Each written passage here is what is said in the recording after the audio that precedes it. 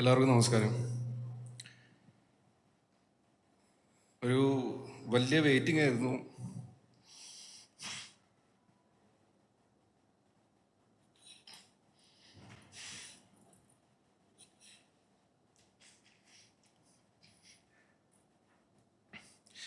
എൻ്റെ അച്ഛൻ ഇവിടെ ഇല്ലാണ്ടായി പോയി.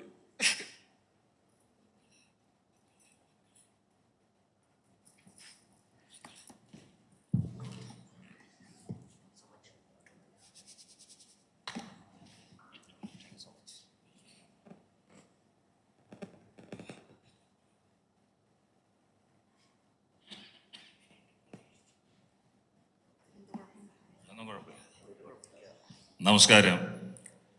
എൻ്റെ പേര് സന്തോഷ് കെ നായർ. ഞാൻ വളരെ കാലങ്ങൾക്ക് ശേഷമാണ് ഇപ്പോൾ ഒരു മലയാള പടം ചെയ്യുന്നത്.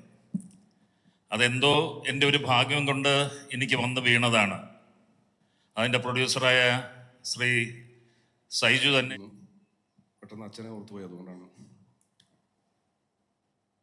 ഇന്ന് രാവിലെ അമ്മ രാവിലെ എണീറ്റ് വന്നപ്പം എന്നോട് പറഞ്ഞു, എടാ 21 വർഷത്തെ എൻ്റെ പ്രാർത്ഥനയാണ് ഈ ഒരു ദിവസം കാണാൻ വേണ്ടി.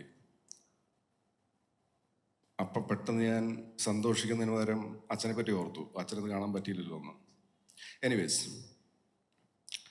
നമ്മളെല്ലാവരും എന്നും ജീവിച്ചിരിക്കില്ലല്ലോ. സോ ഭയങ്കര ഹാപ്പിയാണ്. നിങ്ങളെല്ലാവരും അറിഞ്ഞു കാണുമായിരിക്കും, മോഹിനിയാട്ടം എന്ന് പറഞ്ഞ സിനിമ എല്ലായിടത്തും എല്ലാവരും ഇപ്പം വിനയ് പറഞ്ഞ പോലെ എവിടെയും നല്ല റെസ്പോൺസസ്, സോഷ്യൽ മീഡിയയിലായാലും നമ്മൾ പുറത്തിറങ്ങിയാൽ ആൾക്കാർ നമ്മളോട് പറയുന്നതൊക്കെ ഇങ്ങനെ ഒരു സിനിമ വല്ലപ്പോഴുമൊക്കെ എല്ലാവരുടെയും കരിയറിൽ സംഭവിക്കുന്നതാണ്. അത് അറ്റ് ലാസ്റ്റ് എൻ്റെയും തോമസ് ഏട്ടൻ്റെയും കൃഷ്ണദാസിൻ്റെയും ഇവിടെ ഇരിക്കുന്ന ബാക്കി എല്ലാവരുടെയും ലൈഫിൽ സംഭവിച്ചെന്നുള്ളതാണ്. ഒരുപാട് സന്തോഷം. ഭരതനാട്യം ഞാൻ റിപ്പീറ്റ് ചെയ്യുന്നില്ല, പക്ഷേ ഭരതനാട്യം റിലീസായ സമയത്തുള്ള എൻ്റെ അവസ്ഥ, പ്രത്യേകിച്ച് ഞങ്ങൾ മീഡിയക്കാരൊക്കെ എൻ്റെ ഇൻ്റർവ്യൂസ് ആ സമയത്ത് കണ്ടു കാണും. ആ സമയത്ത് എൻ്റെ അവസ്ഥ എന്തായിരുന്നു എന്നുള്ളത് എന്നെപ്പോലെ തന്നെ നിങ്ങൾക്കും അറിയാം. 2 വർഷം കഴിഞ്ഞിട്ട് അതിൻ്റെ 2ാം ഭാഗം വരുമ്പോഴത്തേക്കും ഉള്ള എൻ്റെ അവസ്ഥയും അല്ലെങ്കിൽ ഞങ്ങളുടെ ടീമിൻ്റെ അവസ്ഥ ഇപ്പം നിങ്ങൾ കാണുന്നുണ്ട്. അത് ഒരു വലിയ ഓഡിയൻസിൻ്റെയും ദൈവത്തിൻ്റെയും കരുണയാണ് ഇന്ന് ഞങ്ങൾക്ക് ഇവിടെ ഇരുന്ന് ഇങ്ങനെ സംസാരിക്കാൻ പറ്റുന്നത്.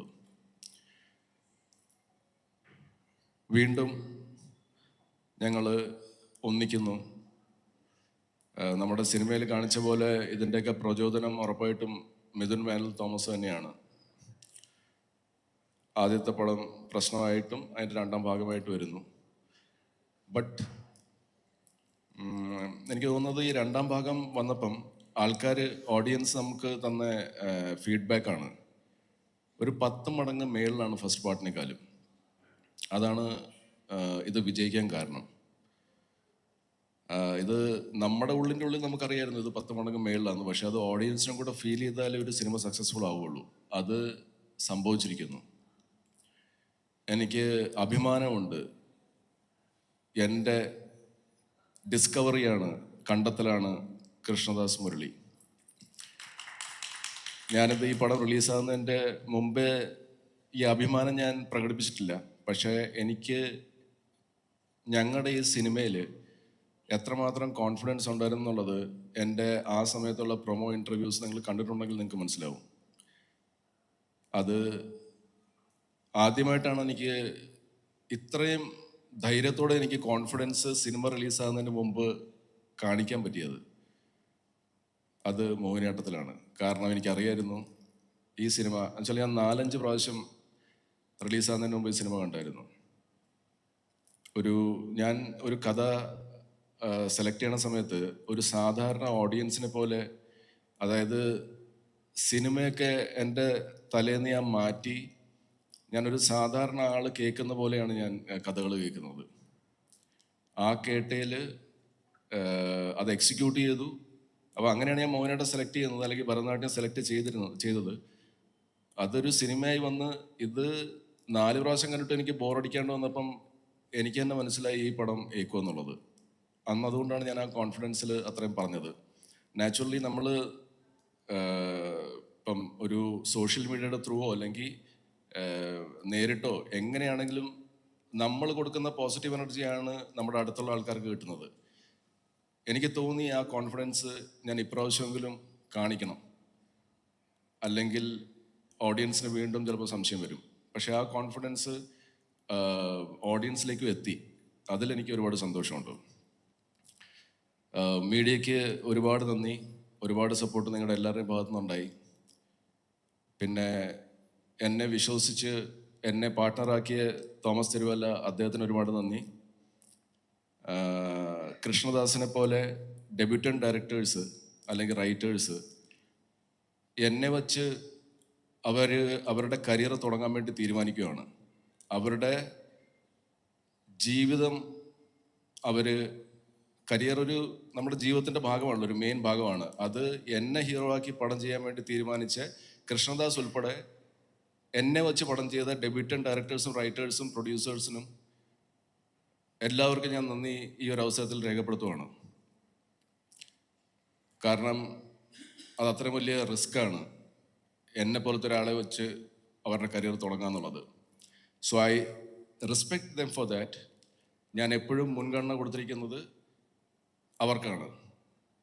എനിക്കൊരു സിനിമയുടെ കഥ ഇഷ്ടപ്പെട്ടാൽ ഞാൻ ആ സംവിധായകനും ആ റൈറ്റർക്കും ആ പ്രൊഡ്യൂസർക്കും ഞാൻ ഏറ്റവും ആദ്യം ഡേറ്റ്സ് കൊടുക്കും. ആ ഡേറ്റ്സ് ഞാൻ തെറ്റിക്കില്ല.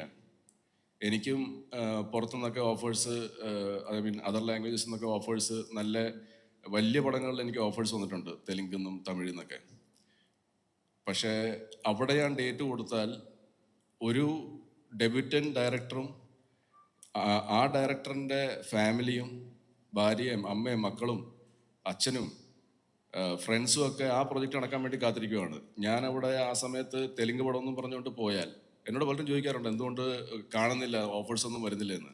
വരാത്തതുകൊണ്ടല്ല, പക്ഷെ ഞാൻ ഇവിടെ കമ്മിറ്റ് ചെയ്ത ഇത് ആദ്യം പാലിക്കുക എന്നുള്ളതാണ്. എനിക്കറിയാം എൻ്റെ അമ്മയച്ഛനും അല്ലെങ്കിൽ എൻ്റെ ഭാര്യയും ഒരു പ്രൊജക്റ്റിന് വേണ്ടി വെയിറ്റ് ചെയ്യുന്നത്. അപ്പം ഡെഫിനറ്റ്ലി ഒരു ഡെബ്യൂറ്റൻ്റ് വരുന്ന സമയത്ത് അവിടെ എനിക്ക് പറയാൻ വളരെ ഈസിയാണ്, അവരത് അക്സെപ്റ്റ് ചെയ്യുകയും ചെയ്യും. നമുക്ക് അടുത്ത മാസം വേണ്ട, നമുക്കൊരു 2 മാസം കഴിഞ്ഞിട്ട് നമുക്ക് ഷൂട്ട് ചെയ്യാമെന്ന്.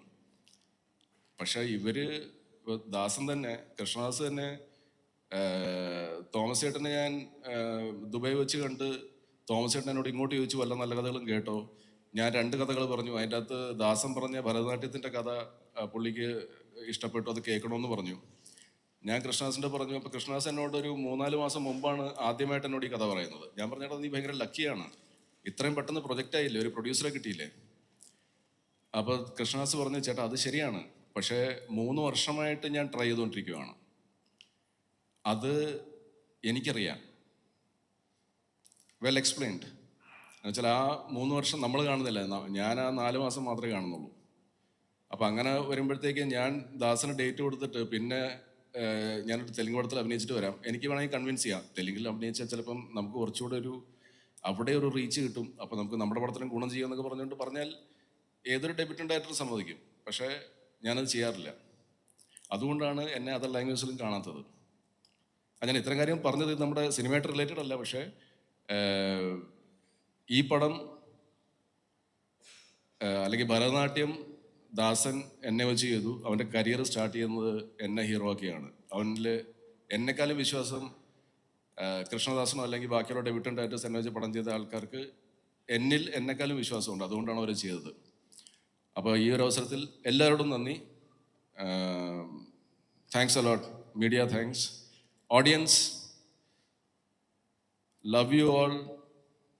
ഒരുപാട് സപ്പോർട്ട് കിട്ടി. ഓഡിയൻസ് കാരണം മാത്രമാണ് ഇന്ന് ഇത്രയും സന്തോഷത്തോടെ നമുക്കിവിടെ ഇരിക്കാൻ പറ്റുന്നത്. എൻ്റെ മുഖത്ത് ചിരിയില്ല, പക്ഷെ ഞാൻ ഉള്ളിൻ്റെ ഉള്ളിൽ ഭയങ്കര എക്സൈറ്റഡ് ആണ്. നമ്മുടെ ദിവ്യയുടെ ഒരു ഡയലോഗുണ്ട് മോഹിനിയാട്ടത്തിൽ. ഞാൻ ദിവ്യയോടൊക്കെ ചോദിക്കും നിങ്ങൾക്ക് ആർക്കും എന്തോ ഒരു കൂസലില്ലാത്തതെന്ന്. അപ്പോൾ ദിവ്യയുടെ ഡയലോഗാണ് കൂസലൊക്കെ ഉണ്ട് പക്ഷേ ഞങ്ങളത് കാണിക്കാത്തതാണ്. അപ്പോൾ അത് പറഞ്ഞ പോലെ ഞാനിപ്പോഴും ഒരു സ്വപ്നലോകത്താണ്. ഇതൊക്കെ ശരിക്കും സംഭവിക്കുന്നുണ്ടോ? ഇത്ര ആൾക്കാരൊക്കെ തിയേറ്ററിൽ കയറുന്നുണ്ടോ? ഇത്രയൊക്കെ റെസ്പോൺസസ് ഇത് ശരിക്കും സംഭവിക്കുന്നുണ്ടോ എന്നൊക്കെയുള്ളൊരു ഇതിലാണ്. അപ്പം ഞാനൊരു 2 ദിവസം കൂടെ എടുക്കുമെന്ന് തോന്നുന്നു ഇതിൽ നിന്ന് റിക്കവർ ആകാൻ വേണ്ടി, റിയാലിറ്റിയിലേക്ക് വരാൻ. അടുത്ത പ്രാവശ്യം ഞാൻ നിങ്ങളെ കാണുമ്പം ഞാൻ ഒരുപാട് സന്തോഷവാനായിട്ട് നിങ്ങൾക്ക് എൻ്റെ മുഖത്തുനിന്ന് തന്നെ കിട്ടും. ഇപ്പം എൻ്റെ സംസാരത്തിൽ മാത്രമേ ഉള്ളൂ, പക്ഷേ അടുത്ത പ്രാവശ്യം എൻ്റെ ബോഡി ലാംഗ്വേജിലും മുഖത്തുമൊക്കെ ആ സന്തോഷം കാണും. Thank you.